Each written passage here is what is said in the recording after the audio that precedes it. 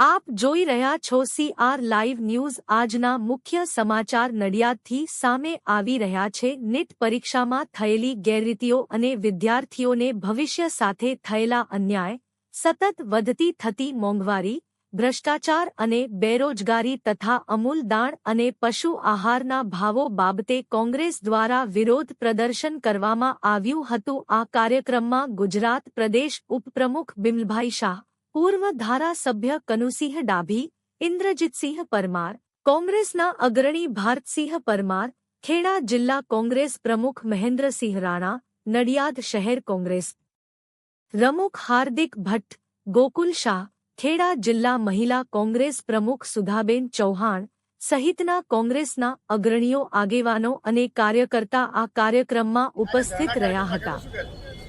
આજે ખેડા જિલ્લા કોંગ્રેસ સમિતિ અને મહિલા કોંગ્રેસ સમિતિ આયોજિત આજે નડિયાદ ખાતે ધરણાનો કાર્યક્રમ રાખવાનો આવ્યો છે। ત્યારે આપને હું કહેવા માંગુ છું કે છેલ્લા 30 વર્ષથી ગુજરાતમાં ભાજપની સરકાર છે અને છેલ્લા 12 વર્ષથી કેન્દ્રમાં પણ ભાજપની સરકાર છે।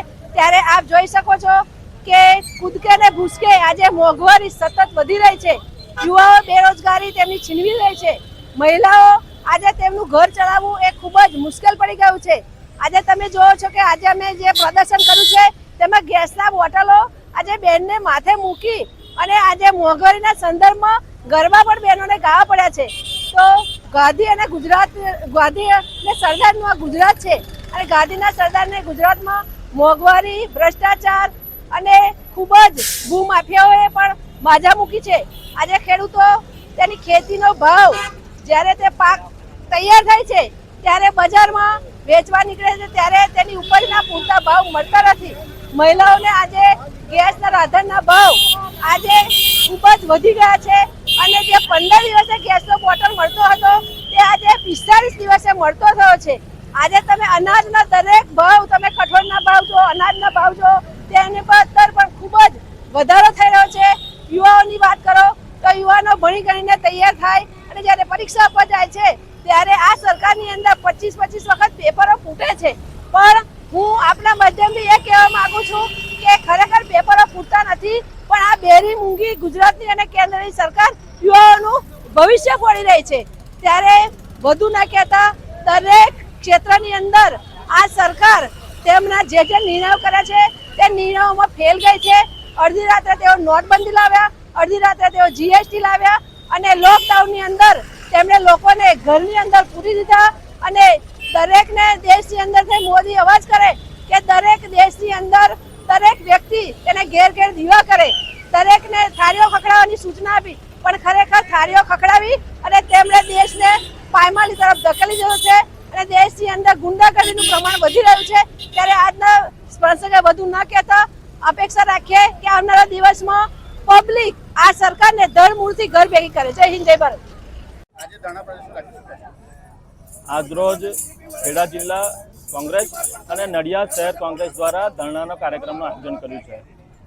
વર્તમાન પરિસ્થિતિમાં જે રીતે મોંઘવારીએ માજા મૂકી છે, 2014 પહેલાં યુપીએની સરકાર હતી ત્યારે આ દેશના વડાપ્રધાન જે અત્યારે છે એ મુખ્યમંત્રી હતા અને મુખ્યમંત્રી હતા ત્યારે મોટી મોટી વાતો કરતા હતા અને ખોટી જાહેરાતો કરીને સત્તામાં આવ્યા છે। અચ્છે દિન લાયેગે, અચ્છે દિન લાયેગે।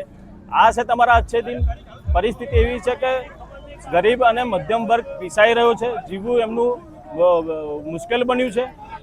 પેટ્રોલના ભાવ હોય, રાંધણ ગેસના ભાવ હોય, જીવન જરૂરિયાત ચીજ વસ્તુઓના ભાવ હોય અને આ ભાવ વધારો એટલો બધો છે કે લોકોની કમર તોડ ભાવ વધારો થઈ રહ્યો છે। નીટની પરીક્ષાનો જે એક્ઝામ છે એના પેપર લીક થઈ રહ્યા છે, અનેક પરીક્ષાઓના પેપર લીક થઈ રહ્યા છે।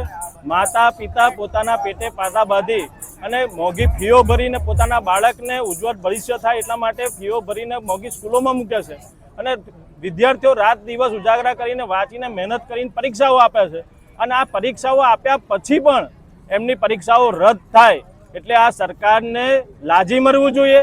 લાજી મરવાના બદલે એ ગાજે છે।